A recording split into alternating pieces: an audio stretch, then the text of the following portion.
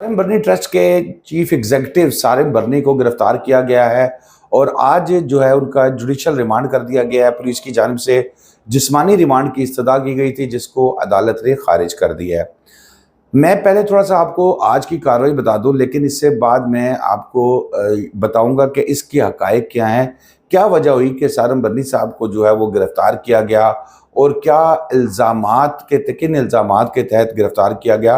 वो बैरून मुल्क थे, बैरून मुल्क से वापस आए और एयरपोर्ट से उनको पकड़ा गया। लेकिन आज की जो कार्रवाई थी उसमें उनको आज जुडिशल मजिस्ट्रेट शर्की जो है वो उसमें FIA की अदालत में पेश किया गया और पुलिस की जानिब से कहा गया कि जी जिस्मानी रिमांड दिया जाए, जिसे अदालत ने मुस्तरद कर दिया।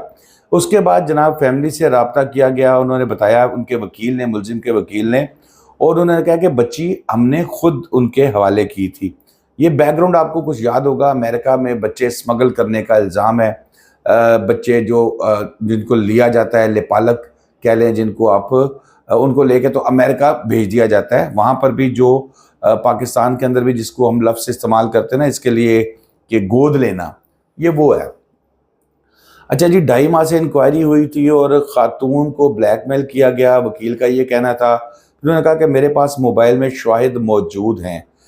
ये सारा बैकग्राउंड जो आज की कार्रवाई में आपसे डिस्कस कर रहा हूँ, मुझे नहीं पता था कि सारिम बर्नी के ख़िलाफ़ क्या तहकीकात की जा रही हैं। ये भी पता लगा फिर वो कहते हैं कि आपके इदारे के सरबराह हैं फाजिल। अदालत ने कहा तो आपको ये कैसे इल्म में नहीं आया। फैमिली कोर्ट से सारिम बर्नी ट्रस्ट ने बच्ची को लावारिस करार दिया और बच्ची को जो है वो हासिल किया। ये FIA की वकील जो हैं उनकी जानिब से कहा गया। मुलजिम तफ्तीश में ताउन नहीं कर रहा, एक भी सवाल का दुरुस्त जवाब नहीं दे रहे। ये भी अदालत को बताया गया FIA की जानिब से। मुलजिम सारिम बर्नी को जो है वो स्मगलिंग एंटी ह्यूमन ट्रैफिकिंग जो है उनकी जानिब से गिरफ्तार किया गया था, गलत दस्तावेजात तैयार करने का। ये तो आज की कार्रवाई थी। अब जनाब ये हुआ कि सारिम बर्नी साहब को गिरफ्तार किया गया। 25 बच्चे जो है वो उनको स्मगल करके अमेरिका जो है वो गोद लेके वहां पर देने का जो है इन पर इल्ज़ाम है। यहाँ पर ये इल्ज़ाम तो देखा जाए तो बड़ी संगीन नौयत का इल्ज़ाम है दोस्तों, और इस पे तो जाहिर है खानदान तबाह हो जाते हैं। 25 बच्चे जो हैं वो उनको लेके तो भिजवाया गया। एडॉप्शन का जो मामला होता है, क्योंकि कहते हैं कि जी अमेरिका के अंदर जो एडॉप्शन का सिस्टम है ये बड़ा सख्त है, तो इस वजह से फिर यहाँ पर वो पाकिस्तान से बच्चे ले लेते हैं। अब उसमें पैसों का लेन देन होता है या नहीं होता, जाहिर है ये तफ्तीश होगी तो फिर सामने आएगा। अब यहाँ पर सारिम बर्नी ट्रस्ट जो है वो ये काम कर रही है कि जो बच्चे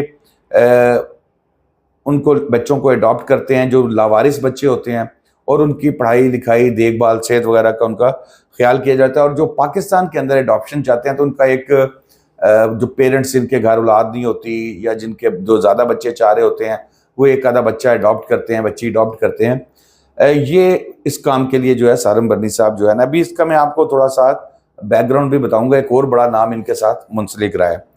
सालों इंतजार करना पड़ता है जी अमेरिका के कानून के मुताबिक इसके लिए, एडॉप्शन के लिए। सारिम बर्नी ट्रस्ट जो है वो बच्चों को हरासा करने के खिलाफ जो काम है वो ये कर रहे हैं। उनको लीगल टीम है इनकी बहुत बड़ी, जो इनको लीगल सपोर्ट भी देती है फैमिलीज़ को। और ये कहा जाता है कि जी पूरा लीगल फॉर्मेलिटीज़ पूरी करने के बाद बच्चे को अडॉप्ट किया जाता है।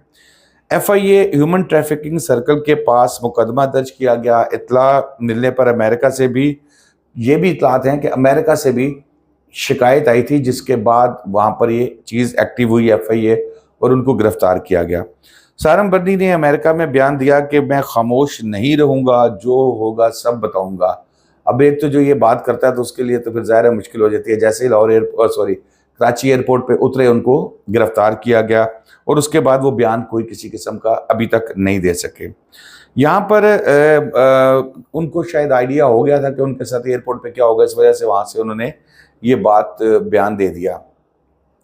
अब जो सोर्सेज बताते हैं वो ये कहते हैं कि कुछ बच्चे सारिम बर्नी ट्रस्ट के पास थे और ये बात उनकी फैमिली की इजाज़त के बगैर जो है उनको अमेरिका भिजवाया गया।